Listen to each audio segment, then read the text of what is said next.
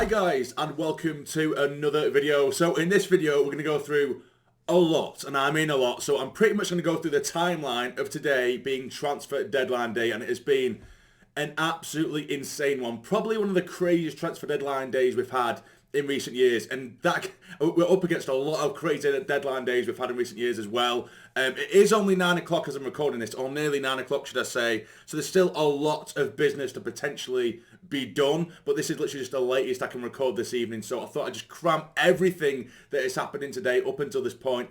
Likely within the next 10 minutes, 20 minutes, or even by the time this video was up, we've probably signed another couple of players. In fact, I know that that's probably going to be the case, but like I say, this is the latest I can leave it. Now, I was coming into this video with loads of oomph and loads of sort of excitement because of how mad the day's been, but literally just before I press record, the announcement of Lyndon Gooch's departure has been confirmed, which I expected anyway, but then of course he releases a really emotional statement, and it's really deflated me because I love Lyndon Gooch, do you know what I mean? And I can understand why he's going. He's not getting game time and what have you, and he's not going to get full, first team games or as much as he would like. So I totally understand that. But it's sad nonetheless. He's been with the club for 17 years since a kid. He's lived the dream of a Mackham, and God, it's sad. It's sad when you say goodbye to players like that. But anyway, we will get started with the day. Literally, as the day's been going on, even just sneakily at work, I've been making a list of things that have been happening, and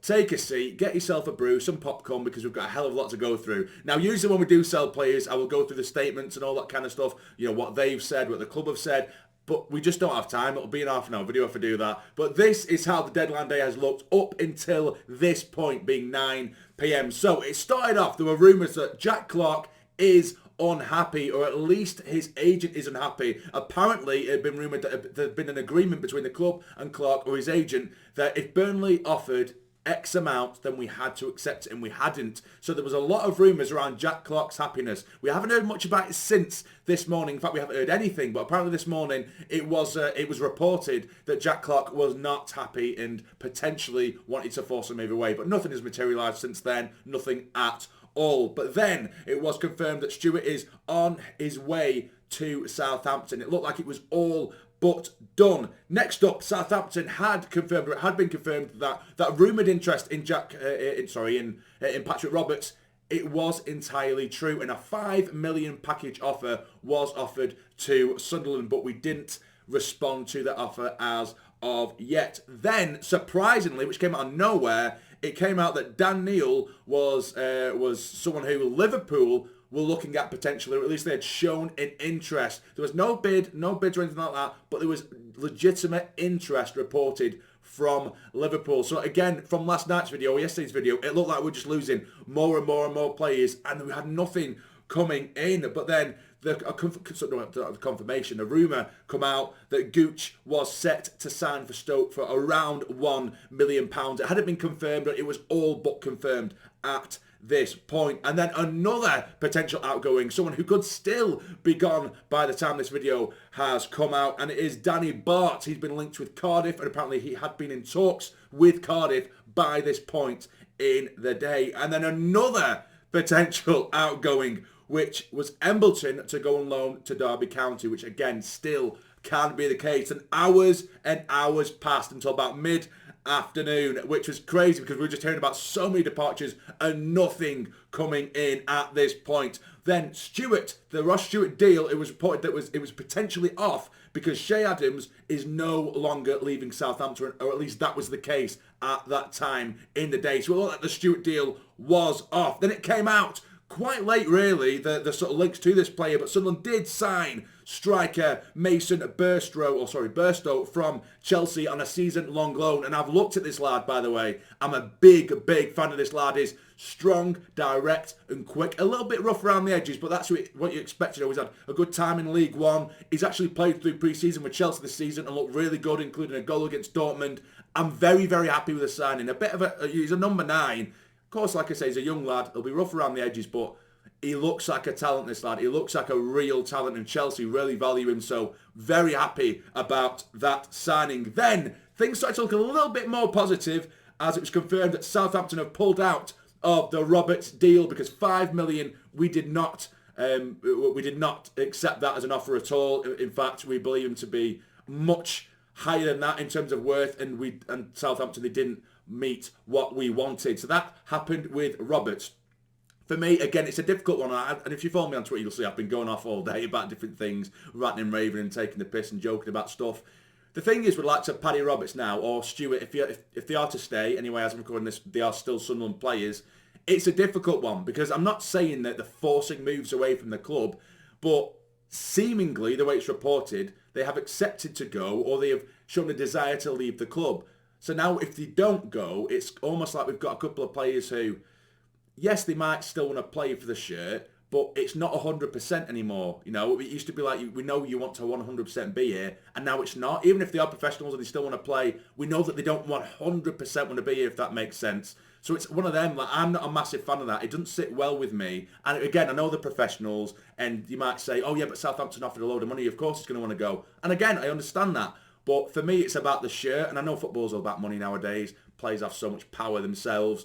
But yeah, it just strangely, it doesn't sit particularly well with me. We'll have to see how it goes and how he performs. If he is to stay anyway, again, like I keep on repeating, there's still a few hours left of this deadline day. But next up, the Stewart deal is now back on with Southampton. It has been confirmed from Sky Sports that the deal is still potentially on. Again, as of right now, has not been confirmed, but the deal is still on with Southampton. And then we start to get the incomings. The incomings start to roll. We've been rumoured to be interested in PSG right back Pembele, a very exciting player, by the way. He's played quite a few times for PSG. I think he's had a couple of loan spells as well. Played for the French under-21s or under-20s, 20-year-old lad. Plenty of potential, but that would have been a loan deal. Next up, the Roosing deal is still on, but hasn't been completed. I swear to God, at this point, this is at this point in the day, by the way, so just hold fire. I know it's signed now. Hang fire. I'm doing the timeline. It's the way I'm doing the video. But yeah, I swear to God that deal has been done via Messenger Pigeon because it's taken so frigging long. It was like a month ago we were supposed to be going in for this lad. Either way, Sunderland have officially contacted Fenerbahce regarding midfielder Miguel Crespo, as reported by a Turkish outlet. Since then, it seems as though we've been outpriced a little bit in terms of just him and his wages. Apparently he's asking for 30k plus, that's 25k plus, which we can't do. It would be an absolutely outstanding signing, don't get me wrong. A central midfielder that we very, very much need. But I think we've been outpriced there. You know, I don't even think Stewart's getting more than 20k. So I can't see us doing that. We never know though, you never know. I don't think it's going to happen personally. Alex Pritchard now, it's been announced that he is set to stay despite reports that he was going to leave on deadline day. And then the signing finally happens for the Ukrainian. Roosing signs a 4-year deal with the club. A lad who can play all across the front. So at the minute we have the striker in Barstow, and we have Roosing, who for me, he's not an out-and-out striker for me. He can play as a striker, but he's more of just a forward anywhere across that sort of front three. Then it comes out, they're starting to pour in now. Both Adil, I'm going to get butcher this. I'm going to butcher this. I tried this on Twitter. I asked a load of people. Some people took the piss. Some people tried to help me. Adil Uchichi, maybe, or I think Adil Uchichi anyway.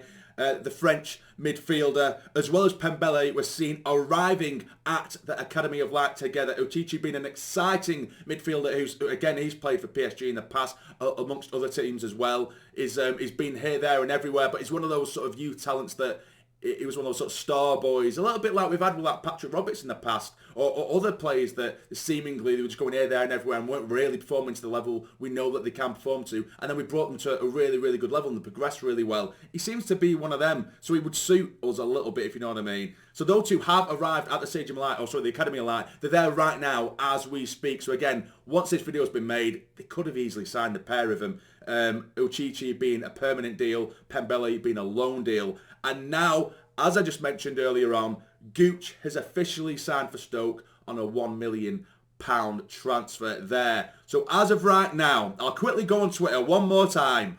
I will have a look to see if anything has happened. Let's have a look. I'll go on the Sunderland Twitter page. If anything, let's have a look. No, it's just all the stuff about Lyndon Gooch, which is really, really sad. You know, what Gooch has said, it's very, very emotional. The one thing that really, really hit me with Lyndon Gooch was he said, I gave everything for this club and I hope I represented it like a true Mackem should. And that he did. He absolutely did. I mean, Lyndon Gooch, he's had his ups and his downs with the club, But my God, he has always given us all, you know, and he's got quality, and he's a quality player, he's a good player. You know, I'm not going to sit here and diss him because he's leaving, that because I've always valued him as a player. He's definitely always had his value, but I can understand why he's leaving. But that is absolutely everything up to now. So we've got a right back and a central midfielder in the building at the Academy of Light, but we've officially got 2 strikers. Well, Barstow's more of an actual striker. Rusyn is a forward who can play all across.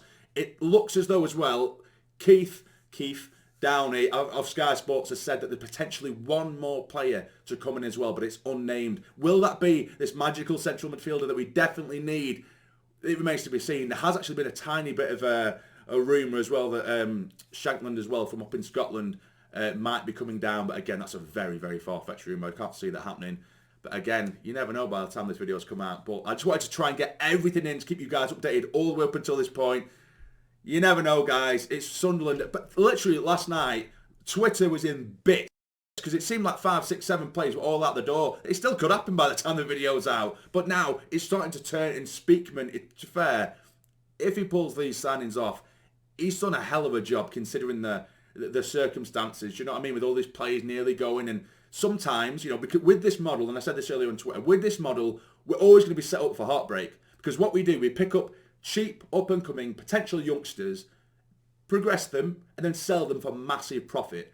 That's just the way this business works. That's just the way this model works. That's it. End of story. We're going to have to get used to that. It's a very, very good business model, but what isn't good business is when they all go on deadline day with no replacements. But it looks like we are getting some kind of replacement. It's hard on deadline day because if someone comes in for a 10 million offer for Ross Stewart, he's injured, he has a year left, it's hard to say no to. If they come in with a 25 million offer for Jack Clark, we love him, he's a great player, but that'd be impossible to say no to. Do you know what I mean? We're one of those clubs now. You know, it was over the last few years, no one wants to sign our players. No one wants to sign them. Now we've got players of value so we can actually get money through the door, money in the door. We were always selling at a loss in the past, particularly when the Premier League days. You know, we'd buy players for a stupid amount of money. We were pissing money up the wall at players that weren't worth half as much as what we were paying for them, and then we'd sell them off for less than $1 million or for absolute pittance, you know, for peanuts a year or two later. And that's why we're running ourselves into the ground as a club, as a business, you know. So it's one of them, we're going to have to get used to it. We're going to have to get used to the heartbreak that our favourite player is going to be leaving for big money. But it is, I guess, the business side of it. But anyway, that's everything, guys. Again, I've rambled on there, and the cameras went out of focus then. Anyway, God, I can breathe. I'm sweating like mad. Anyway, guys, it's going to be a busy night. There won't be another video because I just don't have the time, unfortunately. But away the lads. Take care and stay jammy.